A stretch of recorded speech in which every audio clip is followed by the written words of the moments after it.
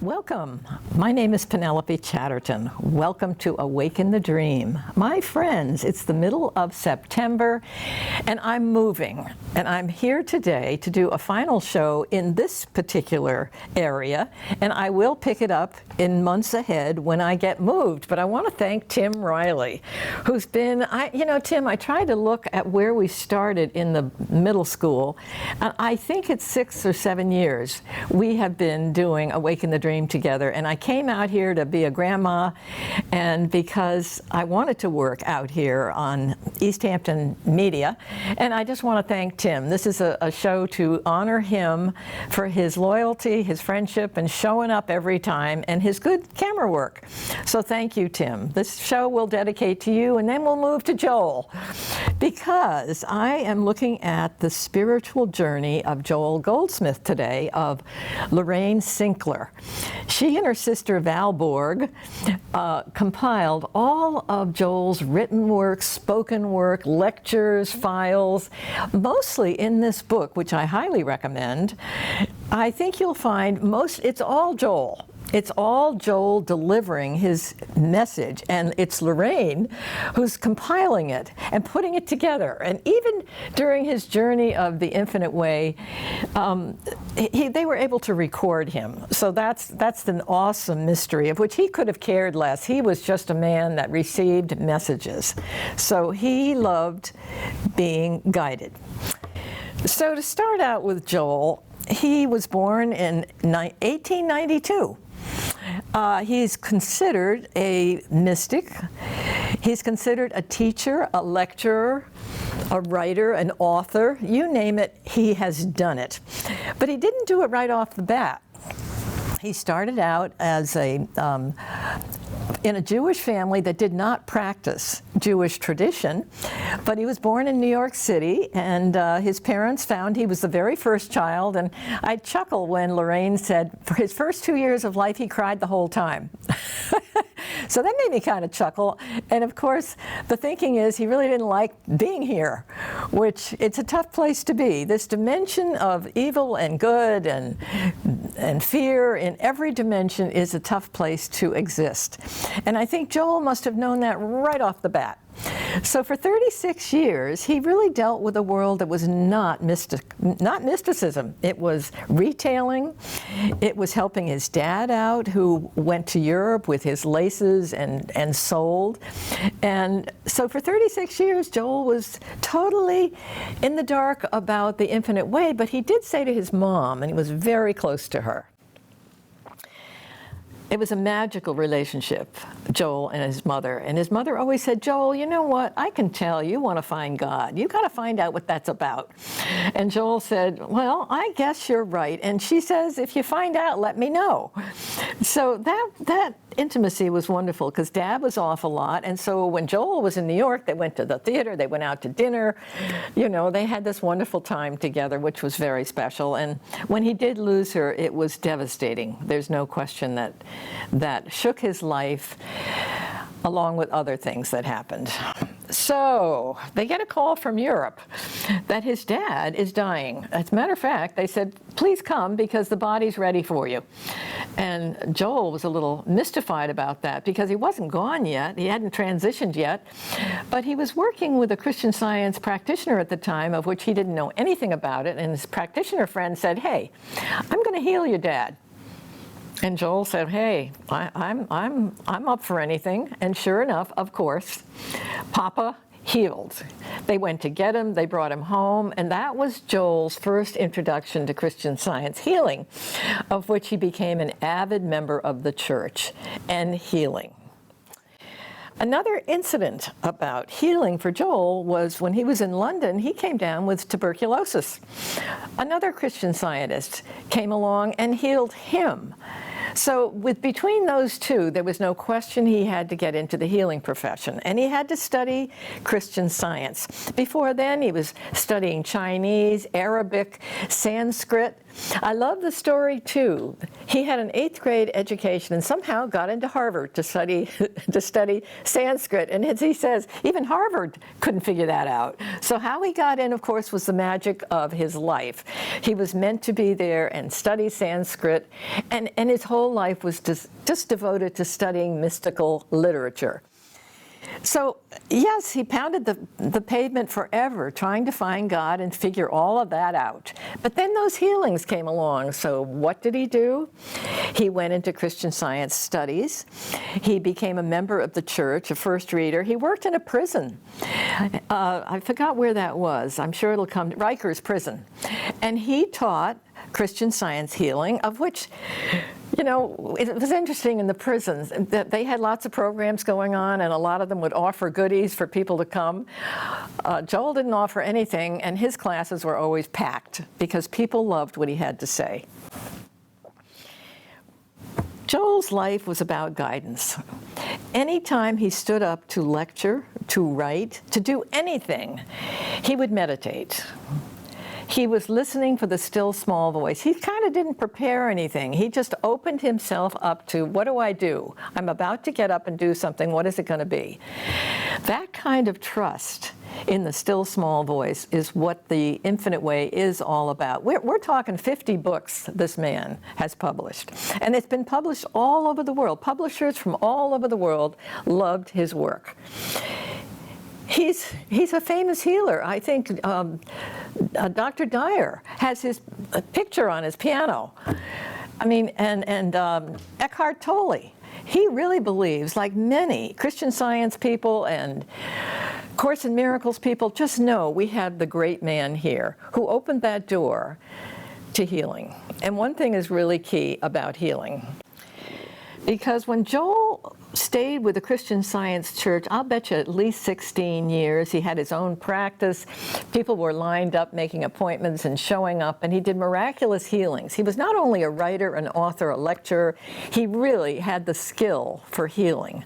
I honor that because I think not everybody has that, but he had it. Because he was healed that way, he would get into that quiet place and people would miraculously be healed around him.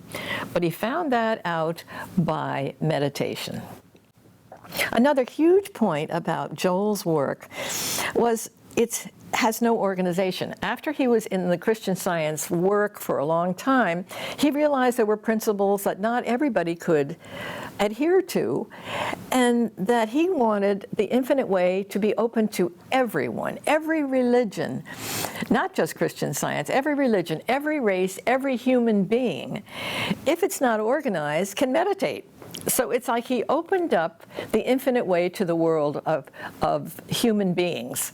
It was there for everyone. No one's turned down. Everyone can meditate. And not everybody likes to meditate, which I think, you know, is interesting because he thinks if you check in all day long, that's kind of the secret. Just remember, you don't have to sit for hours. Just remember, you're an infinite soul. You weren't born. You're never going to die. You've got guidance 24/7. But you have to bother to check in. You have to do the work. Another big principle of Joel's, it's not going to come after you. You go after it. You open up. No one can do it for you. You cannot do it for anyone else. And try to remember that as you want to heal somebody else. Leave them alone. One of the interesting things I think about being involved as a student teacher, which I am of the Infinite Way, is if I share it with my friends, sometimes I get a lot of silence, and of course I know what that means. It's like, right, Penelope. It's not for everyone, and that's fine. And why it's for me, I'll never know. I've had a lot of trauma. I've had a lot of loss, which is where, as a kid, I had to open up early to receiving guidance. I had some mentors along the way, Margaret Teeters, walked on water, and somehow or other I vibrated to the way she felt about the invisible world. I had no idea I would vibrate to it, but I understood it. I was ready for it. So after that, I just worked with Joy Smith. I worked with so many people on storming the kingdom, and we stormed our heads off. So, you know, if you've got it and you want it, you can have it. And I wanted it, and I stormed the kingdom, and I worked and I worked and I worked. I studied everything like Joel. And then I found the Parentheses in Eternity. It hit me over the head, and that was my very first book, and that was it. I could no longer do anything else. I have been doing Awaken the Dream TV for 30 years.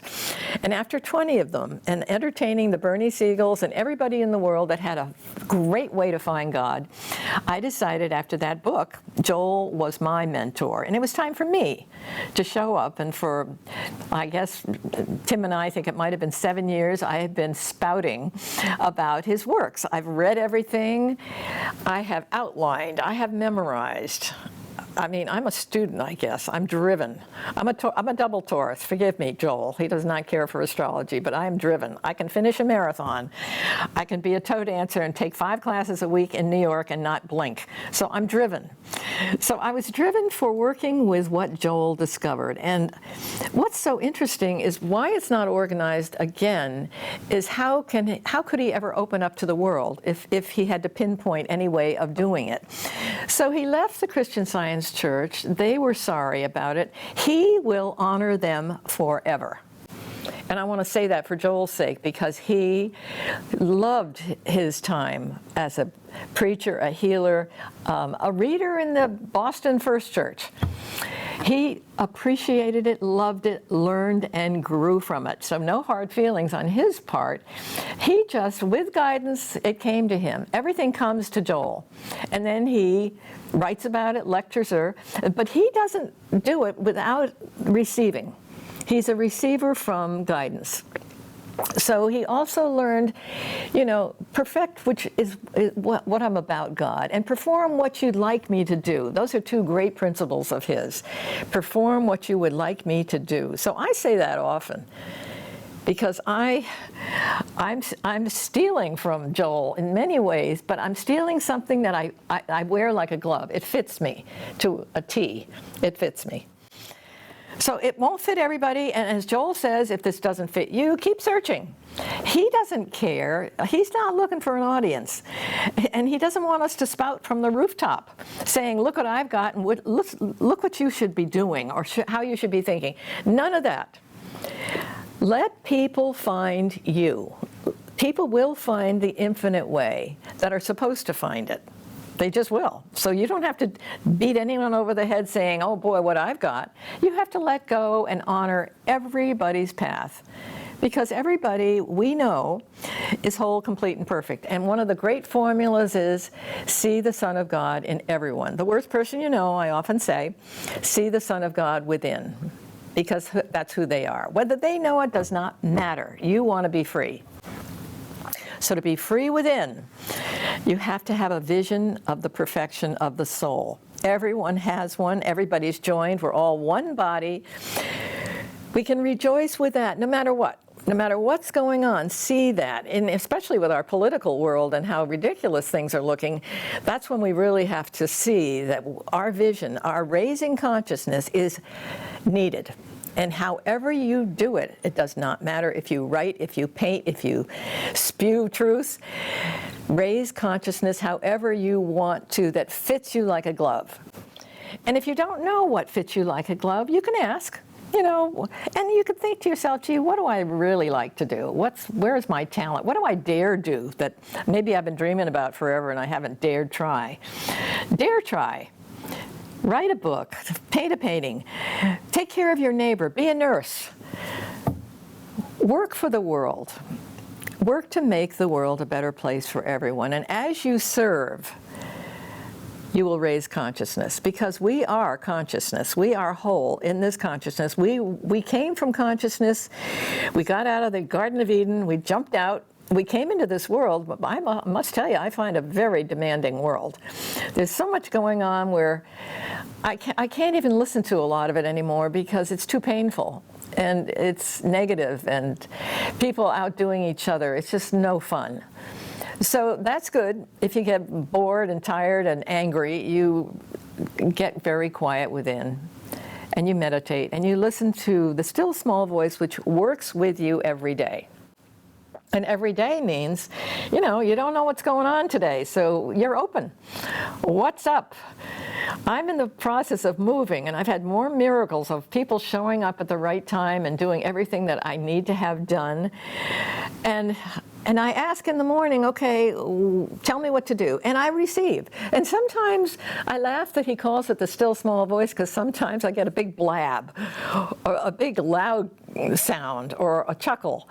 I mean, the still small voice can just take over, and it can appear in many different forms. So listen up, as they say. Listen up and teach what you need to learn. Now, here's another great point about the infinite way for me, is I am struggling to honor my whole, complete, perfect body and soul and mind. So I'm teaching it to get it. That's what it's about. It's about what comes back to you, is how you deliver it, what means something to you. And you've got it if you deliver it, if you serve it out, however you do it. Wake yourself up. Because, oh no, as I said before, no one can do it for you. But if you're driven and you want inner peace, you want the comfort of not feeling alone in life, you will get it and you will do it. So again, Joel says, meditate. I know you may not want to, but it's really the way to the infinite way. So again, 50 books later, traveling the world. I mean, this book, The Spiritual Journey of Joel Goldsmith by Lorraine Sinkler, it's phenomenal how he's traveled this world. He shows up everywhere. He ended up loving Hawaii. He loved California.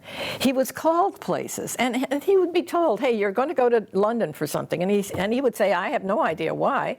But sure enough, he listened and he went, and it was very apparent they were looking for him. So, you know, thank you, Joel. I guess I'm honoring Joel today because I'm winding up my time here in the Valley. And it's meant everything for me to be here. Working with Tim has been great. Loving the Infinite Way, all his books. I have read every one. I have listened to his tapes.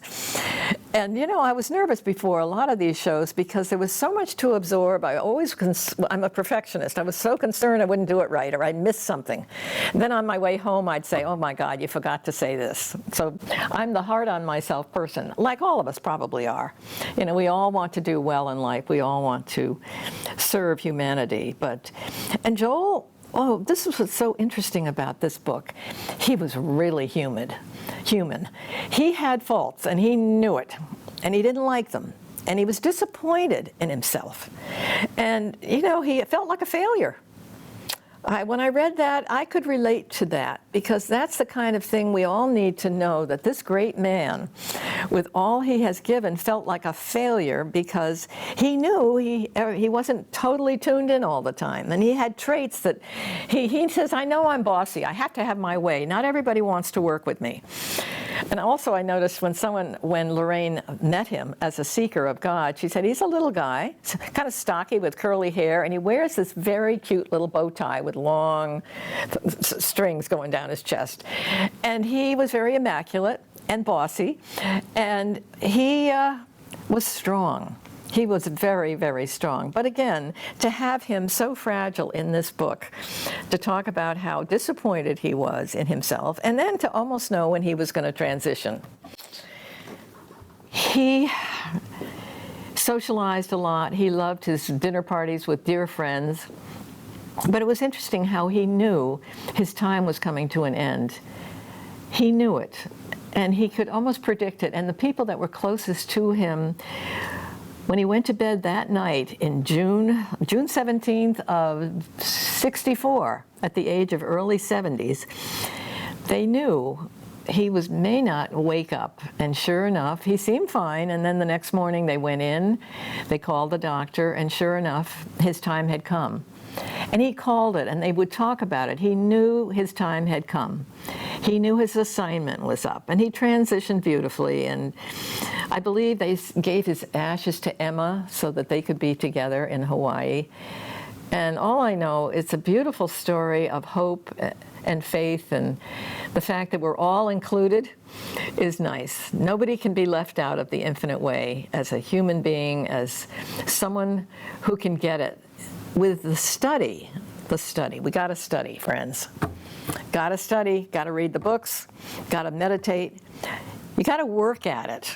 And here I am telling you what to do, and I'm telling myself what to do. I worked hard at this because I have that kind of disciplined head. I focus on something and I cannot stop myself. If I want something, I go for it. So it's up to you. Wherever you are does not matter. I know I had that amazing experience of leaving my body when I was a teenager, which didn't scare me, but I know Joel had it. And when I read his experience, coming back with that pain in my chest and weeping like a baby, I just knew the reason I'm pretty sure I knew I didn't want to be back. And where I went was pretty amazing. I mean, there are no words to describe eternity.